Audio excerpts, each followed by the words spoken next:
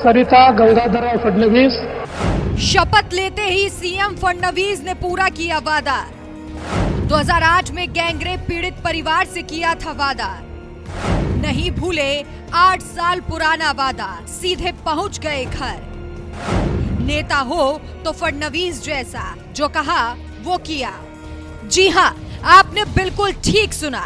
कुछ नेता ऐसे होते हैं जो महज पब्लिसिटी के लिए बड़े बड़े ऐलान कर देते हैं, लेकिन समय के साथ खुद का किया वादा ही भूल जाते हैं। लेकिन जब वो नेता महाराष्ट्र के मुख्यमंत्री देवेंद्र फडणवीस हो तो उनके बारे में यही कहा जा सकता है कि देवा भाऊ के नाम से मशहूर देवेंद्र फडणवीस जो वादा करते हैं उसे पूरा करके ही दम लेते हैं, जिसका सबसे बड़ा उदाहरण महाराष्ट्र के अहमदनगर से आई ये तस्वीरें हैं।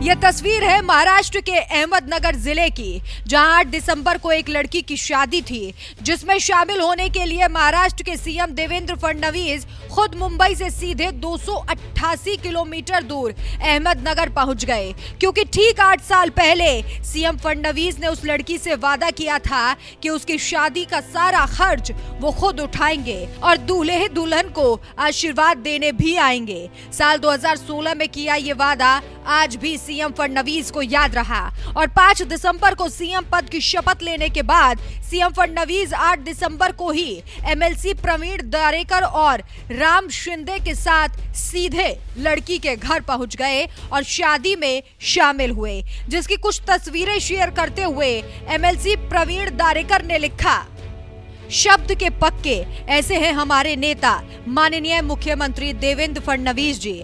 8 साल पहले कोपरडी में एक दुर्भाग्यपूर्ण घटना घटी थी। उस समय मुख्यमंत्री देवेंद्र फडणवीस ने मुख्यमंत्री रहते हुए पीड़ित परिवार से बातचीत की थी। परिवार ने पीड़िता की बहन की शादी को लेकर चिंता जताई, तभी उन्होंने उसकी शादी की जिम्मेदारी ली और वादा किया कि मैं उस शादी में जरूर शामिल होऊंगा। आज वो दिन आ गया और हमारे नेता देवेंद्र फडणवीस ने उस शादी में शामिल होकर अपनी बात का मान रखा और वर वधू को भरपूर आशीर्वाद दिया। नेता हो तो अपनी बात रखने वाला। इस विवाह में मुझे मंगलाष्टक कहने का अवसर मिला। यह अवसर देने के लिए मैं परिवार का हृदय से आभारी हूँ। इस मौके पर सुजॉय विखे पाटिल, राम शिंदे मौजूद थे। तो वहीं मीडिया रिपोर्ट के मुताबिक लड़की की शादी में शामिल हुए सीएम फडणवीस ने बताया, बीते कुछ सालों से मैं परिवार के साथ जुड़ा हुआ हूँ। हम उस घटना के बाद से ही उनके साथ खड़े हो गए हैं और हमारा एक दूसरे से काफी लगाव है। न्योता मिलने के बाद ही मैंने वादा किया था कि मैं शादी में आऊंगा और जोड़े को आशीर्वाद दूंगा।